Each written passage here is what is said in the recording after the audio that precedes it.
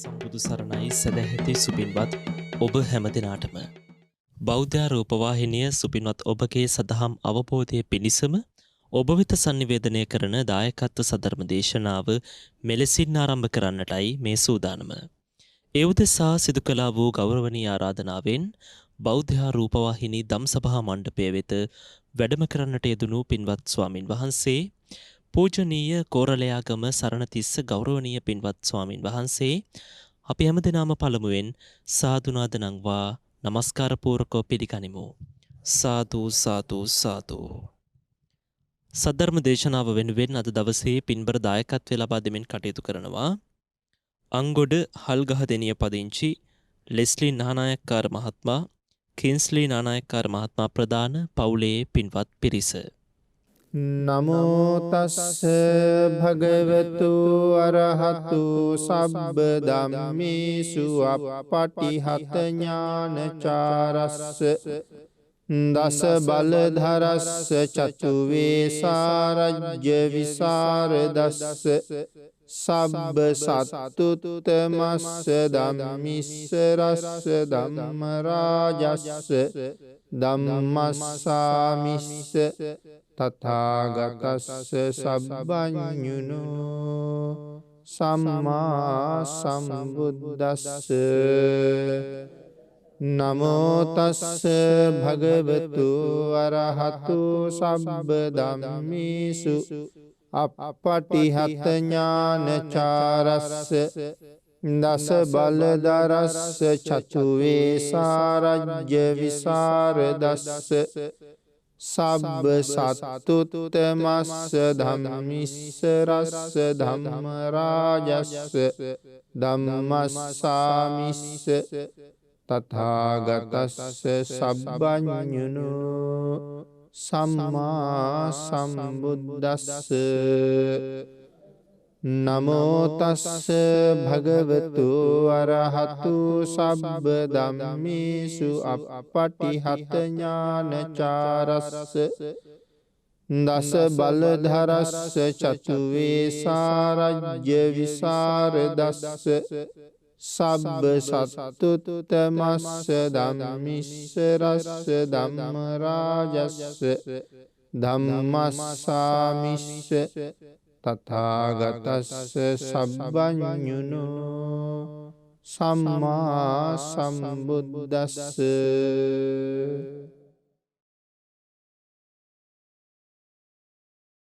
සද්ධර්ම ශ්‍රාවක කාරුණික ගුණගරුක බෞද්ධ පින්නතුනි, බොහෝම ශ්‍රද්ධාවෙන් යුක්තව හැම කෙනෙක්ම සූදානම් වෙන්නේ ලෞතුරා ශාන්තිනායක සම්මා සම්බුදුරජාණන් වහන්සේ විසින් ලෝක සත්වයන්ගේ හිතසුව පිණිස අවබෝධ කරගෙන දේශනා කොට වදාළ පරම ගම්බීර වූ ශ්‍රී සද්ධර්ම රත්නයෙන් අබමල් රේණුවකටත් වඩා අඩු බොහෝම පුංචි කොටසක් දේශනා කරවගෙන ධර්ම ගෞරවය පෙරදරි කරගෙන දේශනාගත ධර්මයේ ශ්‍රවණය කරන්නත් ධර්ම ශ්‍රවණය කිරීමෙන් ලැබෙන අවවාද අනුශාසනා මෙලව සුභ සිද්ධිය සඳහාත් පරලොව සුගතිය සඳහාත් අවසන ප්‍රාර්ථනා කරන බෝධියෙන් අමා මහ නිවනින් සැනසීම සඳහාත් හේතු වාසනා වේවා කියන උතුම් පරමාර්ථය සිතෙහි දරාගෙනයි. පිනතුනි, අපි අද ධර්ම දේශනාවේ මාතෘකාව හැටියට යොදාගන්න කල්පනා කළේ ධම්මපද පාළියේ පාප වර්ගයේ සඳහන් වන එක ගාථා රත්නයක්. පානිම්හිචේ වනෝ නාස්ස හරෙය්‍ය පානිනා විසං නාබ්බනං විසමන් වේති නත්ති පාපං අකුබ්බතු. මේ ගාථා රත්නය අපේ භාග්‍යතුන් වහන්සේ දේශනා කොට වදාළේ භික්ෂූන් වහන්සේලා පිරිසක් බුදුරජාණන් වහන්සේගෙන් අහපු ප්‍රශ්නයකට උත්තරයක් හැටියට.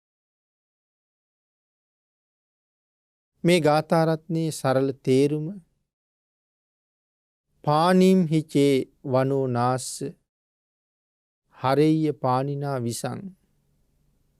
පින්නතුනි මෙතන පානි කියලා කියන්නේ අතට. පානිම් හිචේ වනෝ නාස්ස යම් කෙනෙක් විස වර්ගයක් තමන්ගේ අතට අරන් තියෙනවා. නෝ වනේ නාස්ස වනෝ නාස්ස. ඒ පුද්ගලයාගේ අත්ලේ තුවාලයක් නැහැ. තුවාලයක් නැති අතකින් ඒ අත්ලට විස අරගෙන තියෙනවා. හරෙය්‍ය පානිනා විසං. අතේ තුවාලයක් නැති හින්දා විස අතට ගත්තත් ශරීරගත වෙන්නේ නැහැ. නාබ්බනං විසමන් වේති නත්ති පාපං අකුබ්බතු. අන්න ඒ වාගේ යමෙකුගේ හිතේ පව් සිතුවිලි නැත්තම් ඒ පුද්ගලයාට පව් සිද්ධ වෙන්නෙත් නැහැ කියන කාරණාව තමයි මේ ගාථාරත්නයේ සරලම තේරුම. මොනවාගේ කාරණාවක් නිසා භාග්‍යතුන් වහන්සේ මේ ගාථාරත්නයේ දේශනා කළාද? අපි ටිකක් ධර්ම කාරණාවත් එක්ක සාකච්ඡා කරමු. කුක්කුට මිත්ත කියන වැදි පුද්ගලයා මුල් කරගෙන තමයි මේ ප්‍රශ්නේ භික්ෂුන් වහන්සේලාට ඇති වුණේ. ඒ වැදි පවුල මුල් කරගෙන. අපේ භාග්‍යතුන් වහන්සේ අතීත කතාව දේශනා කළා. භාග්‍යතුන් වහන්සේ ජීවමානව වැඩ ඉන්න කාලේ සිටු ගෙදරක එක තරුණ දුවක් තමන්ගේ මාලිගාවේ උඩුමහන් තලාවේ ඇරලා තියෙන කවුළුවකින් විවේකීව පාර දිහා බලාගෙන හිටියා. උදේ කාලේ. දැක්ක එක වැදි පුද්ගලයෙක් මරාගත්ත මුවෝ කීප දෙනෙක් කරත්තේ පටවගෙන වෙළඳ පොළට යනවා මස් විකුණන්න. මේ වැදි තරුණයා දැක්ක ගමම්ම අර සිටුදුවට ඔහු පිළිබඳව ලොකු ලෙන්ගතුකමක් ඇති වුණා. ඉක්මනට තමන්ගේ දාසියට කතා කරලා ඇයට කහවණුවක් දීලා සතුටු කරලා අර වැදි තරුණයා ආපහු මේ පාරෙන්ම යන්න එනවද කියලා ඉක්මනට අහලා එන්න කිව්වා. ඇය ගිහිල්ලා ඔහුගෙන් අහපුවාම ඔහු සඳහන් කළා අද මස් වැඩි. රෑ වෙනකම්ම විකුණන්න වෙයි. එහෙම වුණොත් රෑට වෙන්නේ නැහැ. හැබැයි හෙට උදේම මම ආපහු යනවා. මේ පාරෙන් එන්නේ නැහැ. මොන පාරෙන්ද එන්නේ කියලා අහපුවාම ඔහු යන පාර කිව්වා. අර සේවිකාව ගිහිල්ලා ඒ කතාව ඒ විදිහටම සිටුදුවට කීවා. සිටුදුව පහුවදා උදේ පාන්දරම නැගිටලා කිලිටු වස්ත්‍ර ඇඳගෙන කලගෙඩියක් උකුලේ තියාගෙන මාලිගාවේ සේවිකාවක් දියට යනවා වගේ මාලිගාවෙන් බැහැර වෙලා යන්න ගියා. අර වැදි තරුණයා ආපහු එනවා කියපු පාරේ ඒ බලාගෙන හිටියා.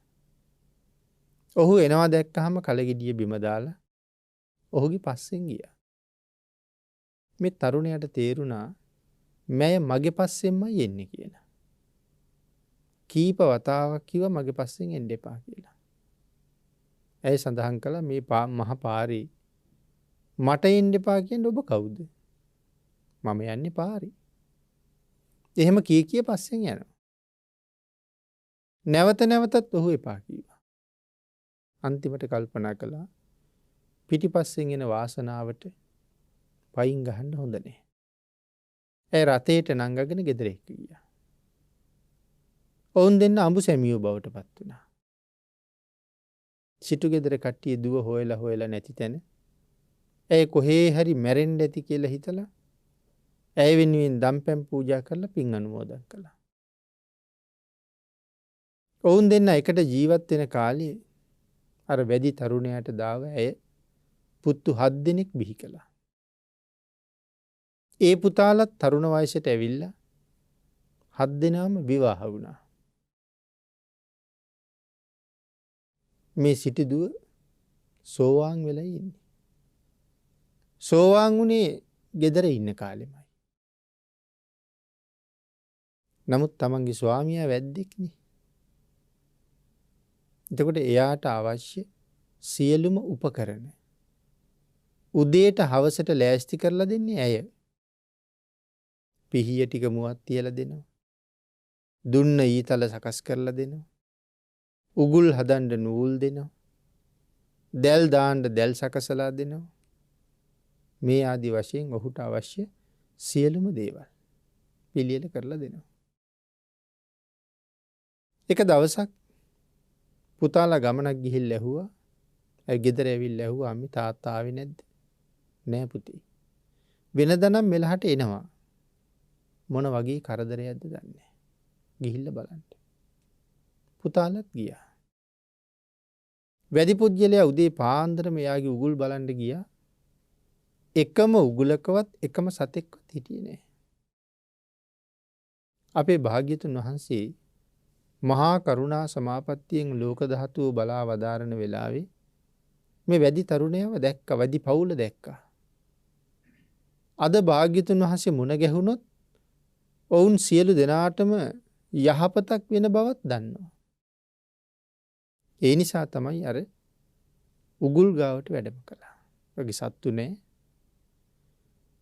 නමුත් කවුරු හරි උගුල් ගාවට ඇවිල්ලා තියෙනවා කියන කාරණාව තහවුරු කරන්න පාසටහන් ඒ තැන්වල තිබ්බා. වැද්දා ගිහිල්ලා බලහම එහෙකවත් සත්තු නෑ. කවුරු හරි මගේ සත්තු ටික අද ලෙහෙලා ඇරලා තියෙනවා. පාසටහනුත් දැක්කා. ඒ පුද්ගලයාගේ පිය සටහන් විය හැකියි. ටිකක් වටපිට බල බල යනකොට ගහක් මුල බුදුරජාණන් වහන්සේ වැඩ ඉන්නවා. කේන්තිය හොඳටම වැඩි වුණා. මේ තමයි සත්තු ටික නිදහස් කරපු කෙනා. ඒ නිසා දුන්නට ඊතලයක් යොදලා බුදුරජාණන් වහන්සේට විදින්න දුනු දිය ඇදගත්තා. නමුත් වෙනතනේ ඇද්ද මිසක් ඊතල මුදා හරින්න බෑ. ඉතින් දුන්න ඊතලයේ යොදලා ඇද්දාම බොහෝම තදයි. දැඩි වීරියක් අරගෙන තමයි අදින්නේ. දැන් ඇදගත්ත විදිහටම ඉන්නවා. ඔහුගේ ඇටකොටු ගිනි ගන්නවා වගේ දැනෙනවා. මොකද මේ වීරියක් යොදලා තියෙන්නේ. දැන් කට ඇරිලා කෙල වැක්කිරෙනවා. ක්ලාන්ත වෙලා වගේ. නමුත් දුනු දිය මුදා හරින්න බෑ. දරුවෝ ඇවිල්ලා අම්මගෙන් අහපුවාම කීවනේ තාත්තා වෙනදනම් ඇවිල්ලා. නමුත් තාම ආවේ නෑ කියලා. ඒගොල්ලෝ දුනු ඊතල අරන් පිටත් වුණා තාත්තා හොයන්න. කැලේ මැදදී තාත්තා කාටදෝ විදින්න දුන්නමානගෙන ඉන්නවා. මේ ඇත් ගිහිල්ලා බැලුවා. 7 දෙනාම දුනු දී ඇදගත්තා. 7 දෙනාටම උනේ තාත්තට වෙච්ච වැඩිමයි. ඊට පස්සේ වැඩි පිරිඳ ලේලිවරුන්ට කතා කරලා කීවා උඹලගේ ස්වාමියොත් තව නෑ මගේ ස්වාමියත් නෑ කරදරයක් මේති යම් බලන්න කියලා. ඔවුනුත් කැලේට ගියා. ඔවුන් දැක්ක හදිසියේම මේ සියලු දෙනාම කාටදෝ විදින්න සැරසෙනවා. දුවගෙන ගියා ළඟට. සිටු දුව දැක්කා භාග්‍යතුන් වහන්සේ වැඩ ඉන්නවා. මේ අය විදින්න හදන්නේ භාග්‍යතුන් වහන්සේට. නමුත් හිතනවා මිසක් භාග්‍යතුන් වහන්සේට විදින්න පුළුවන් කෙනෙක් දෙවියන් බඹුන් මරුන් සහිත ලෝකේ කොහෙවත් නැහැ. සිද්ධාර්ථ කියන නමින් මහබෝසතාණන් වහන්සේ අන්තිම ආත්මේ ඉපදුනාට පස්සේ ඒ හැම මදුරුවෙකුටවත් විදින්න බෑ කියලා කියන්නේ. ඒ තරම්ම හයියයි දහම සංසාරේ ප්‍රාණඝාතයෙන් වැළකීලා ඉන්නේ. ප්‍රාණඝාත කරපු අකුසලයක් සතෙකුට කරපු හිරිහැරයක් මේ වෙනකොට නැති තරම් විපාක දෙන්න ඒ හින්දා මේ මදුරුවෙකුටවත් විදින්න බැරි තරම් යම් අකුසල් ප්‍රමාණයක් ඉතුරු වෙලා තිබුණ බව ත්‍රිපිටකයේ සඳහන් වෙනවා. නමුත් සඳහන් කරන්නේ මදුරුවෙකුටවත් විදින්න බෑ කියලා. ලේ ධාතුව හොලවන්න බෑ. මදුරුවෙක් විද්දොත් ලේ බොන්න ඕනේනේ. භාග්‍යතුන් වහන්සේගේ ලේ ධාතුව සොලවන්න බෑ. කරුමයක් නිසා. දේවදත්තයන් වහන්සේ ගලක් පෙරල්ලා භාග්‍යතුන් වහන්සේගේ ලේ සෙලෙව්වා කියන කාරණාව සඳහන් වෙන්නේ ලේ එළියට නිකුත් වෙන්නේ නැහැ. ශරීරයේ ඇතුළෙම ගල වැදුන තැන ලේ කැටි ගැහිමක් විතරයි වෙන්නේ. ඉතින් මදුරුවෙකුටවත් විඳින්න බැරි නම් මේගොල්ලන්ට කොහොමත් ඊතල වලින් විඳින්න බෑ. අර සිටුදුව භාග්‍යතුන් වහන්සේ දැක්ක ගමන් අත් දෙකම අරන් ඔළුවේ තියාගත්තා. අපි කියන්නේ ඉහාත බදා ගන්නවා කියලා. ඔළුවේ තියාගෙන කෑ ගහලා කිව්වා මගේ තාත්තට විඳින්න එපා කියලා. එහෙම කෑ ගහ ගහ කියනවා. ක්ලාන්ත වෙලා වගේ ඉන්න කුක්කුට මුත්තේ වැද්දට ඇහුණා මේ කතාව. ඔහුට හිතුණා මං කලේ බලවත් වරදක්. මේ ඉන්නේ මගේ මාමණ්ඩිද කියලා. ඒ මාමණ්ඩි කවදාවත් දැකලා නැන්නේ. එහෙනම් මේ තමයි මගේ මාමණ්ඩි කියලා හිතුණා. ළමයින්ටත් හිතුණා මේ අපේ සීයද කියලා. ඔවුන්ගේ හිත් මොලොක් වුණා. භාග්‍යතුන් වහන්සේ අදිෂ්ඨානිය අත්හැරියා. දුනු දිය බිම දැම්මා. සියලු දෙනාම ගිහිල්ලා බුදුරජාණන් වහන්සේ ළඟ වැඳ. අපේ භාග්‍යතුන් වහන්සේ ධර්ම දේශනාවක් කළා. කුක්කුට මිත්තත් පුත්තු 7 දෙනත් ලේලිවලු 7 දෙනත් මේ 15 දෙනාම සෝවාන් වුණා. කුක්කුට මිද්දගේ බිරිඳ කලින් සෝවාන් වෙලයි ඉන්නේ. එතකොට ඇයි බුදුරජාණන් වහන්සේට තාත්තා කිව්වේ? අපි පිනතු නහල ඇති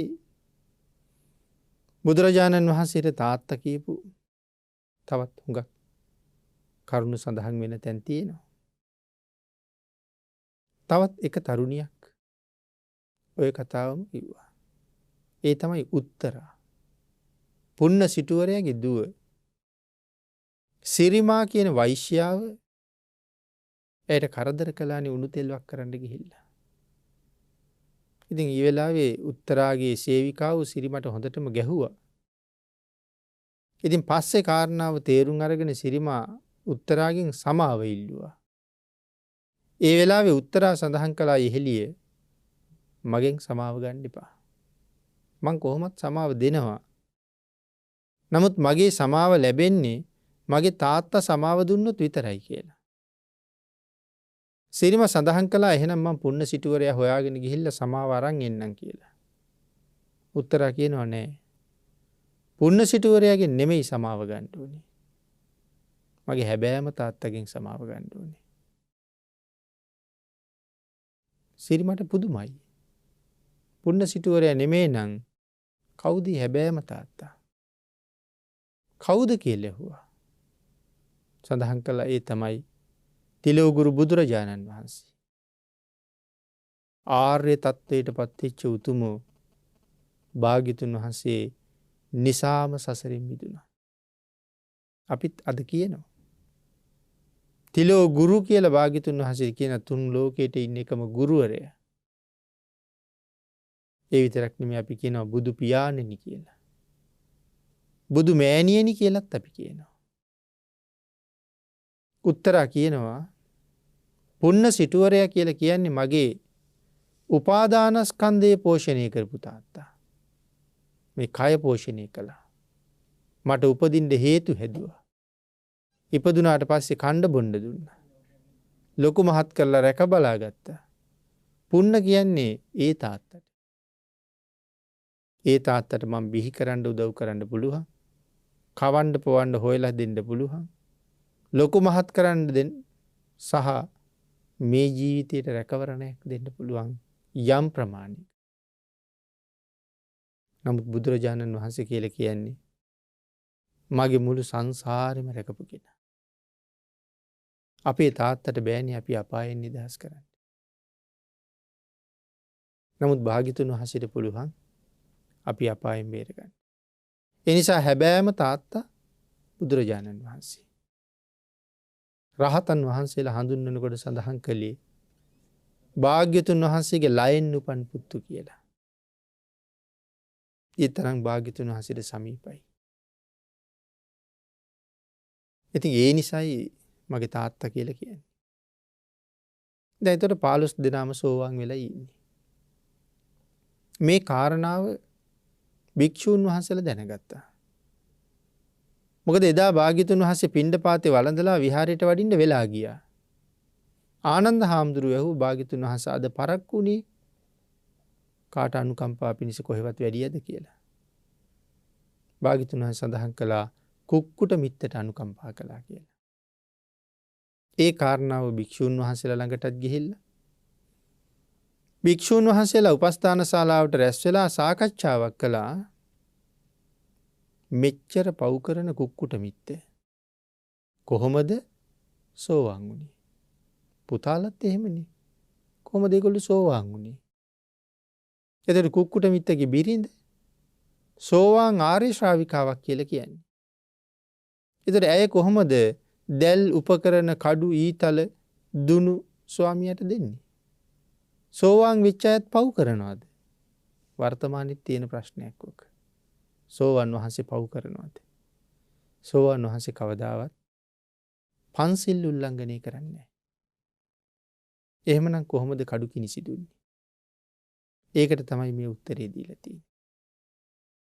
පානිම් හිචේ වනෝනාස්ස අතේ තුවාලයක් නැත්තම් මේ අත්ලට විස වක් කරගත්ත කියලා ශරීරගත වෙන්නේ නැහැ. ආන් ඒ වාගේ තමයි හිතේ අකුසල චේතනාවක් නැත්තම් කරන ක්‍රියාවෙන් අකුසලයේ සම්පූර්ණ වෙන්නේ නැහැ. ඇයද මේ උපකරණ තමන්ගේ ස්වාමියාට දෙන්නේ බිරිඳකගෙන් ස්වාමියාට සිද්ධ විය යුතු යුතුයකමක් හැටියට. තමන් ඇතුළු දරුවන් පෝෂණය කරන්න දුකසේ ඔහු හරි හම්බ කරනවා. ඔහු හම්බ කරන ක්‍රමය ඇයට වැඩක් නැහැ. නමුත් යුතුයකම සම්පූර්ණ කරන්න තමන්ගේ කාර්යය කරනවා. පිහිය දෙන්න පුළුවන්. නමුත් පිහියෙන් කරන්න දේ ඇය තීරණය කරන්නේ නැහැ. මොකද පින්නතුනේ අපිත් කඩේට ගිහිල්ලා කෘමිනාශක මිලට ගන්නවා. කෘමිනාශක ඉහලා අපිට පව් සිද්ධ වෙනවා. එනට කඩේ මුදලාලිට පව් සිද්ධ වෙන්නේ නැහැ නේ. කඩේට ගිහිල්ලා මාළු අල්ලන දැලක් ඉල්ල ගන්නවා. ඒ දැලෙන් මාළු අල්ලහම අපිට පව් සිද්ධ වෙනවා. නමුත් දැල විකුණපු මුදලාලිට පව් සිද්ධ වෙන්නේ නැහැ නේ. මුදලාලි කරන්නේ වෙළඳාමක්.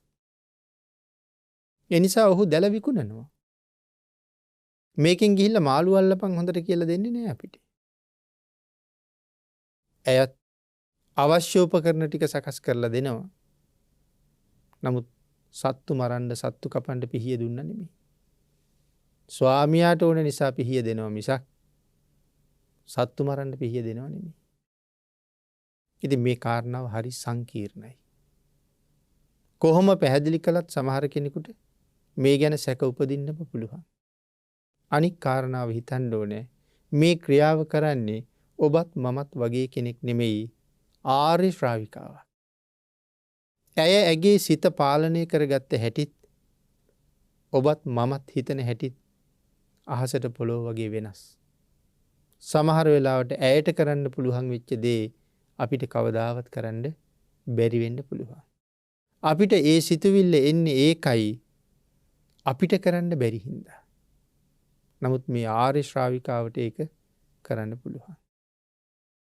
ඉතින් මේ කාරණාව තමයි සාකච්ඡාවට එන්නේ. එතකොට තමයි මේ ගාථාවෙන් භාග්‍යතුන් වහන්සේ කරුණ පැහැදිලි කළේ. එතකොට මේ පව් කරපු වැද්දෝ ටික කොහොමද සෝවාන් වුනේ? දැන් මෙච්චර පින් කරනවා, මෙච්චර බණ අහනවා, මෙච්චර දන් දෙනවා, සමහර අය භාවනාත් කරනවා. අපි තාම සෝවාන් වුනේ නැහැනේ. සසර කොච්චර දිගද? එකම අම්මා කෙනෙක් වෙනුවෙන් සංසාරේ හලාපු කඳුළු මහ මුහුදේ ජලයට වඩා වැඩි කියලා දේශනා කළේ අනමතග්ග සංගීත. ඒසා දීර්ඝ සංසාරික බුදුරජාණන් වහන්සේලා කොච්චරනම් මුණ ගැහෙන්නේ. ජීවිතේ නොලැබිච්ච අත්දැකීමක් තියෙනවා නම් ඒ මොකද්ද? පින්නතේ අපි මේ සාමාන්‍ය කරන වැඩ හැම එකක්ම පරණ වැඩ. අපි කියන්නේ අලුතෙන් වැඩ පටන් ගත්තා කියලා.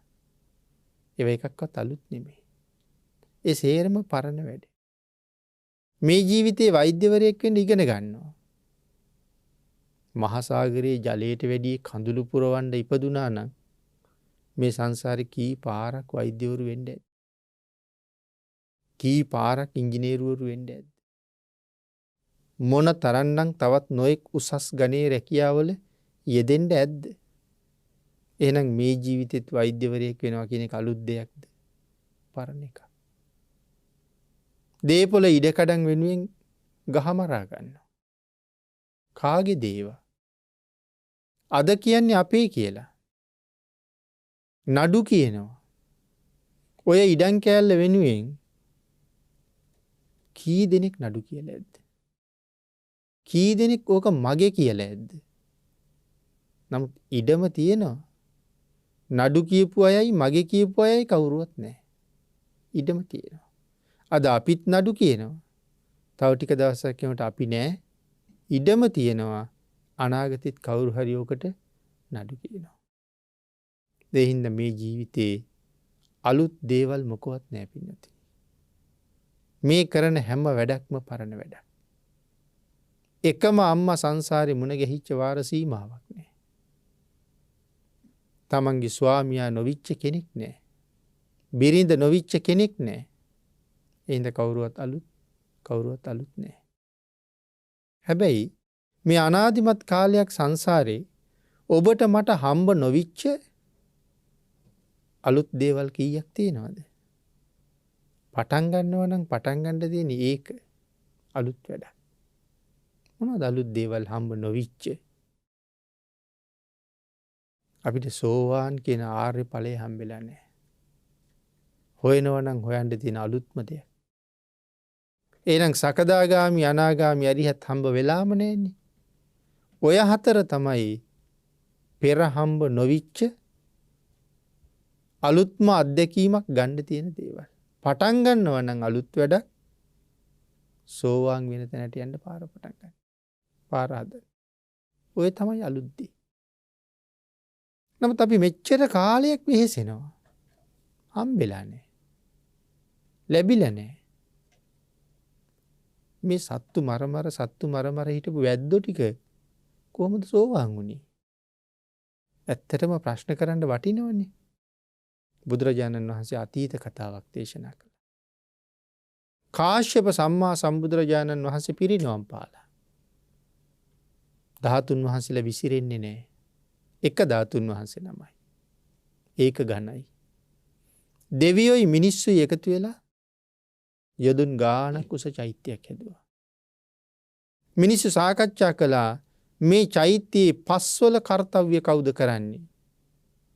ඒ කියන්නේ මොනවද චෛත්‍ය බඳින්න ගන්න පස්? පසෙන් කළ යුතු දේ මොකෙන්ද කරන්නේ? පිරිසක් යෝජනා කළා සිරියල් සහ මනෝසීල පසෙන් කළ යුතු දේ කරනවා. ඒ කියන්නේ පස් නෙමෙයි ගන්න. සිරියල් සහ මනෝසීල කියන පාෂාණ. ඒවා අඹරලා කුඩු කරලා සකස් කළා. එතකොට වතුරෙන් කරන වැඩේ කවුද කරන්නේ? වතුරෙන් කරන වැඩේ තල තෙල් කරනවා. ඒ කියන්නේ මේවට කවදාවත් වතුර කලවම් කරන්නේ නැහැ. තල තෙල් දාලා අනනවා. සිරියල් සහ මනෝසීල කුඩු කරලා රත්තරන් යම්සේ පාටද ඊට සමාන පාටක් තියෙන්නේ. තල තෙලින් අනලා ඒ වගේ ගඩොල් හදලා ඒ ගඩොල් පුච්චලා ඒ ගඩොල් වලින් තමයි චෛත්‍ය බඳින්නේ. ඒ ඇතුළ ඊට පිටින් තවත් ගඩොලයක් බඳිනවා. ඒ ගඩොලේ සකස් කරලා තියෙන්නේ තනිකරම රත්තරන් වලින්. එක ගලක වටිනාකම කහවණු ලක්ෂයක්. එක ගලක වටිනාකම. එහෙම තමයි මේ සෑය හදන්නේ. දැන් සෑය බැඳලා ඉවරයි. මිනිස්සු සාකච්ඡා කරනවා විශාල මුදලක් සෑයට වියදම්. යොදුන් ගානක් උසයිනේ. අනික ගඩොලක වටිනාකම කහවණු ලක්ෂයක්. ඇතුලේ ගඩොල් නැතු. එහෙම ගඩොල් කී දාහක් මේකට යන්නේ. ධාතුන් වහන්සේ තැන්පත් කරන උත්සවයටත් ලොකු මුදලක් යනවා. කවුරු හරි මේ පින්කමේ ප්‍රධානත්වය ගන්නවා නම් හොඳයි කියලා හිතුණා. මේක ආරංචි වුණා පිටිසර ගමක ඉන්න සිටුවරයෙකු. ඒ සිටුවරයාගේ වත්කම කෝටි 9යි. ඒ සිටුවරයාට ආරංචි වෙලා කහවණු කෝටියක් ගෙනල්ලා දුන්නා. මේක තියාගන්න මම පින්කමේ ප්‍රධානිය කරන්න. මිනිස්සුන්ට හරි සතුටුයි. මිනිස්සු හැම තැනම කියනවා මේ කතාව. කියා නගරේ ඉන්න සිටුවරයාට බන්නවා. නගරේ ඉන්න සිටුවරයාගේ තැන්පත් ධනය විතරක් 40 කෝටියක්. ධනය උපයන්න වියදම් කරපු මුදල තව විශාල ප්‍රමාණයක්. ණයට දීපුවක් තියෙනවා. මිනිස්සු බයිනවා අහිංසක මිනිහා කහවණු කෝටියක් ගෙනල්ලා දුන්නා. මේ කෝටිපතියා සත 5ක්වත් දුන්නේ කියලා. කහවණුවක්වත් දුන්නේ. සත නෑනේ කහවණුවක්වත් දුන්නේ. ඒක ඔහුට ආරංචි වෙලා ඔහු කහවණු 2 කෝටියක් දුන්නා. ඒක අර ගමේ සිටුවරයට ආරංචි වුණා. ඔහු ඊට වඩා දුන්නා. 3 කෝටියක් දුන්නා. මේ නගරේ සිටුවරයා තවත් කෝටියක් වැඩියෙන් දුන්නා. ගමේ සිටුවරයා තවත් කෝටියක් වැඩියෙන් දුන්නා. දැන් ගමේ සිටුවරයාගේ මුදල කොච්චරද? කෝටි 9යි. දැන් එයා කෝටි 8ක් දීලායි තියෙන්නේ. ඉතින් 9 වෙනි කෝටියක් දුන්නට පස්සේ මොනවද දෙන්නද? ඒ නිසා කල්පනා කළා මේ මහ සිටුවරයාත් එක්ක තරඟෙට මුදල් දෙනවා කියන එක කරලා මට දිනන්න පුළුවන් දෙයක් දෙන්නද පුළුවන් වැඩක් නෙමෙයි මේක. නමුත් මට පින්කමේ නායකත්වය ඕනේ. මොකද කරන්න කියලා කල්පනා කරලා චෛත්‍ය හදාපු පිරිස මුණ ගැහිලා කීවා මමත් මගේ පුතාලා ටිකත් මගේ ලේලිවරුත් මගේ බිරිඳත් මේ සෑයට අද ඉඳලා අපි දාසකම් කරනවා. අපි සෑයට කැප වෙනවා කියලා. මිනිස්සු ආයෙත් හරි සතුටින් කතාව සල්ලි නම් කාට දෙන්න බැරිද? මුළු ජීවිත කාලයක් සෑයට දාසකම් කරන්න ඉදිරිපත් වෙන්නේ කවුද? මොහුම තමයි පින්කමේ ප්‍රධානියා කියලා. ඔය ඒ පවුලේ අයම පින්කමේ ප්‍රධානියා කළා. පින්කමත් ඉවරයි. දැන් මේගොල්ලෝ සෑයට දාසකම් කරනවා. සෑ මළුව අමදිනවා. සෑය පිහිනවා. මේ සෑය ළඟ අනික් හැම දේම කරනවා. මල් ආසන පිරිසිදු කරනවා. සියල්ලම කරනවා. එදත් ගමේ සිටුවරයාගේ පවුලේ පුත්තු 7යි, ලේලිවරු 7යි, සිටුවරයයි බිරිඳයි 16 දෙනයි. මෙහෙම කාලයක් කරගෙන යනකොට ප්‍රදේශ මිනිස්සු කල්පනා කරුවා ඉතින් මේක හරි බාර දූර වැඩක්. ඒගොල්ලෝ සෑයට කැප වුණා තමයි. ඒත් අපි ඒගොල්ලෝ නිදහස් කරමු. 16 දෙනාගේම බර කිරුවා. ඒ බරට කහවණු එකතු කළා. කහවණුත් කිරලා දැන් මේ 16 දෙනාගේ බරයි කහවණු වල බරයි සමාන කරලා කහවණු චෛත්‍යයට පූජා කළා. අර ගොල්ලන්ගේ බරට කහවණු පූජා කරලා ඒ අය නිදහස් කළා. ඒත් ඒගොල්ලෝ නිදහස් වුණත් සෑයට කළ යුතු උපස්ථාන ටිකත් හැරියේ නැහැ. මෙන්න මේ පවුල තමයි මැරිලා එකටම දිව්‍ය ලෝකෙ ගියේ. මැරිච්චයි දිව්‍ය ලෝකෙ ගියා. එකට දිව්‍ය ලෝකෙ ජීවත් වුණා. දිව්‍ය ආයුෂ ඉවර වෙලා අපේ බුදුරජාණන් වහන්සේගේ කාලේ දිව්‍ය ලෝකෙන් චුත වෙලා ගමේ සිටුවරයාගේ බිරිඳ මේ කාලේ සිටු ගෙදරක සිටු දුව වෙලා ඉපදුනා. රජගහ නුවර. ස්වාමියා සිටුවරයා වැදි කුලයක ඉපදුනා. කර්මානුරූපව වැදි කුලයකට ගියා. නමුත් ඇයට අර වැද්දා දැක්ක ගමම්ම සෙනෙහසක් ඇති වුණා. සඳහන් කරනවා ඒ පෙර පුරුද්ද කියලා. ඒකයි මේ පාරේ යනවා දැක්ක ගමම්ම සෙනෙහසක් ඇති වුණේ. ඔවුන් දෙදෙනාගේ හමුවීමෙන් පුතාලා 7 දෙනෙක් හම්බුණා. ඒ පුතාලා 7 දෙනාම එදා ගමේ සිටුවරයාගේ පුතාලා. දිව්‍ය ලෝකෙන් චුත වෙලා යගේ කුසට එන්නේ. ලේලිවරු 7 දෙනා වැදිගම අවට තැන් වල ඉපදුනා. තරුණ වයසට ඇවිල්ලා ඔවුනොවුන් විවාහපත් වුණා. එදා සිටු පවුලමයි මෙදා වැඩි පවුල. එනම් භාග්‍යතුන් වහන්සේගෙන් ධර්ම ශ්‍රවණය කරලා සෝවාන් වෙන්න තරම් වැඩි පවුලට වාසනාව ලැබුණේ චෛත්‍ය රාජානන් වහන්සේ ළඟ කරපු උපස්ථානය. නිමක් නැති මහ පිංකමක කුසල කර්මය නිසාම තමයි මෙහෙම වෙලා ඉපදිලා සෝවාන් වුණේ. කියන කාරණාව භාග්‍යතුන් වහන්සේ පැහැදිලි කළා. මේ කාරණාවෙන් තව කරුණු ගොඩාක් අපිට කියනවා. සංසාරේ එකට පින් කරපු අය දිව්‍ය ලෝකේ ඉපදුනත් එකටම උපදිනවා. චුත වෙනකොටත් ආයෙ එකටම චුත වෙනවා. මේ කතාව අපිට කියන තව තැනක් තියෙනවා. ඒ තමයි මහා කප්පින මහරහතන් වහන්සේගේ කතාව. එකටම පින් කරපු අය ඒක ඝනව උපදිනවා. නැවත මනුලොවට එනකොට නැවත එකටම උපදිනවා. එකට පින් කරපු අය දුරින් හිටියත් පින් කරනකොට හොයාගෙන ඇවිල්ලා එකට එකතු වෙනවා. ඒ සංසාරේ එකට ගියපු පුරුද්ද. සසර කිසියම් කෙනෙක් අඬගහගෙන අපි බොහෝ පින්කම් කළා නම් මේ ජීවිතෙත් පින් කරන්න යනකොට විශේෂයෙන් අපිට ඒ අය ඕන වෙනවා. සමහරලාට පින්කමකට යනකොට හැමෝම එක්ක යන්න බෑ. නමුත් විශේෂ පිරිසක් නම් කරනවා මේගොල්ලෝ නම් එක්ක යන්න ඕනේ. ඒ අද විතරක් නෙමෙයි පෙරත් සංසාරේ එහෙම කරලා තියෙන නිසා.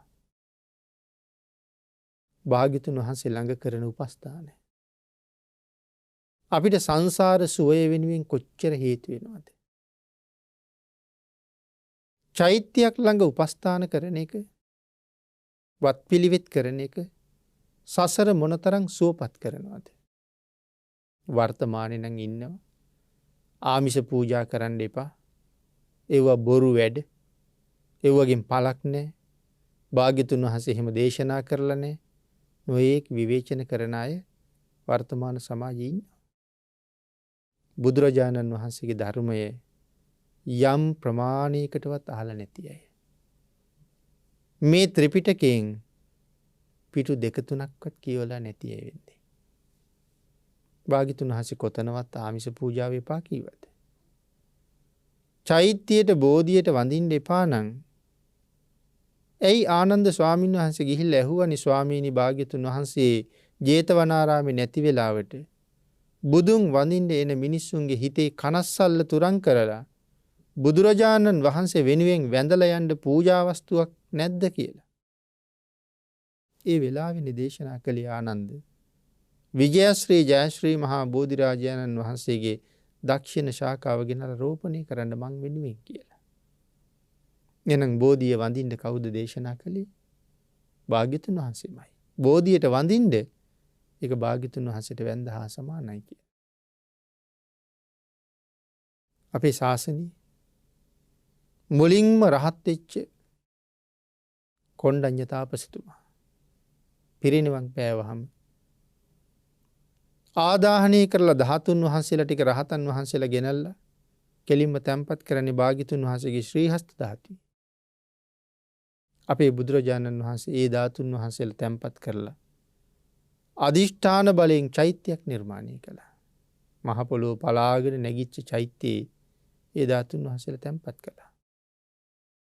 රහතන් වහන්සේලා ආදාහනය කරවපු තැන්වලදී භාග්‍යතුන් වහන්සේ දේශනා කරලා තියෙනවා මහණෙනි මේ ධාතුන් වහන්සේලා චෛත්‍යයක් හදලා තැන්පත් කරලා වන්දනාමාන කරන්න සුදුසුයි කියලා.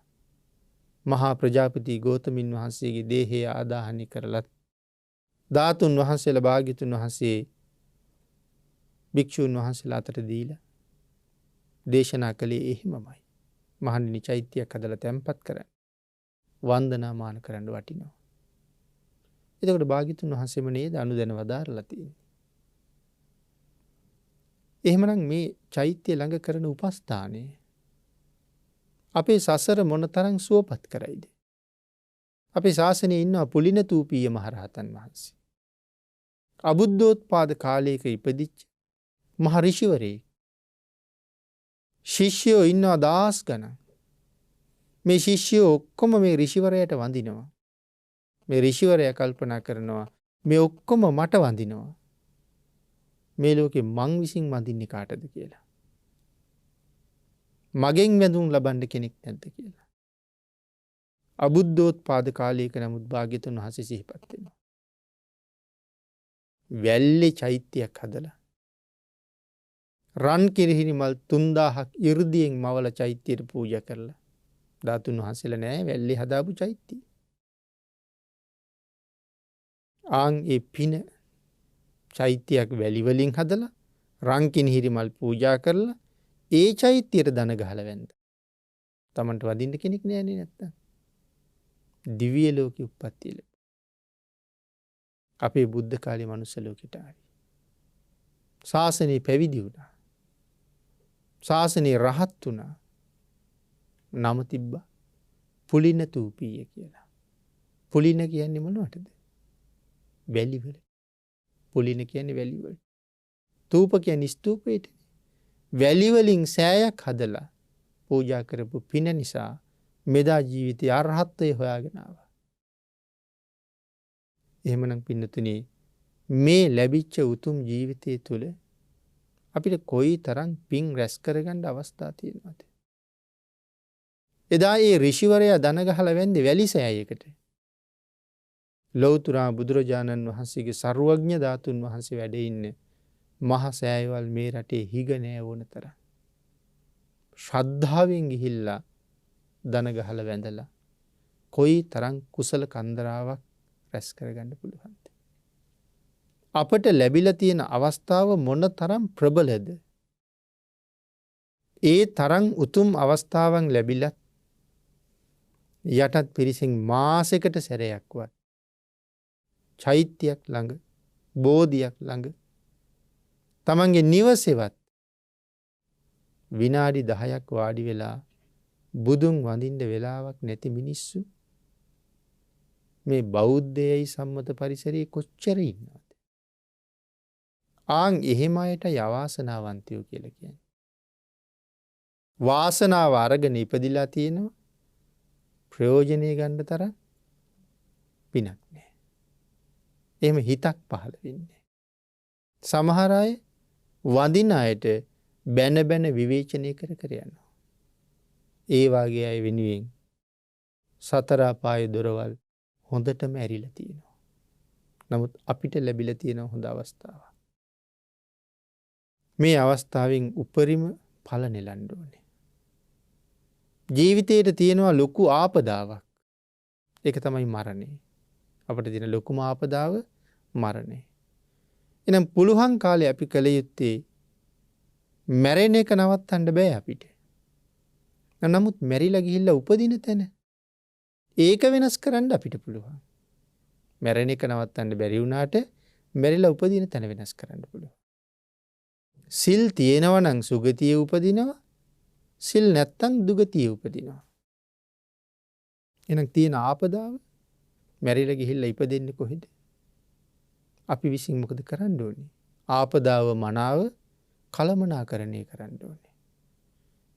සමහරලාට අපි රජයටත් බනිනවනේ. ආපදා කළමනාකරණය හොඳ නෑ කියලා. හරියට හිතලා බැලුවොත් අපේ කළමනාකරණය වැඩක්ම නෑ.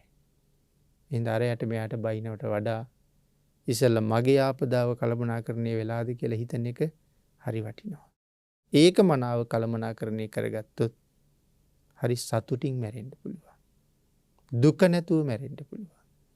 මොන ලෙඩේ හැදුනත් කමක් නෑ. පිළිකාවක් හැදී, වකුගඩු දිය වෙයි, අක්මාව නරක් වෙයි. ඉතින් කෝකම නරක් වුණත් දවසක මැරෙනවා. හැබැයි මේ වාගේ ලෙඩ හැදෙන්නේ නැති අවුරුදු කෝටි ගණන් ආයු වළඳන්න පුළුවන් සැප සහිත සුගතිවල ඉපදෙන්න මම කටයුතු කරලා තියෙනවා කියලා සතුටක් තියෙනවා. ජීවත් වෙන තුරු විතරක් මේ රෝගයෙන් මට වේදනාවක් තියෙනවා.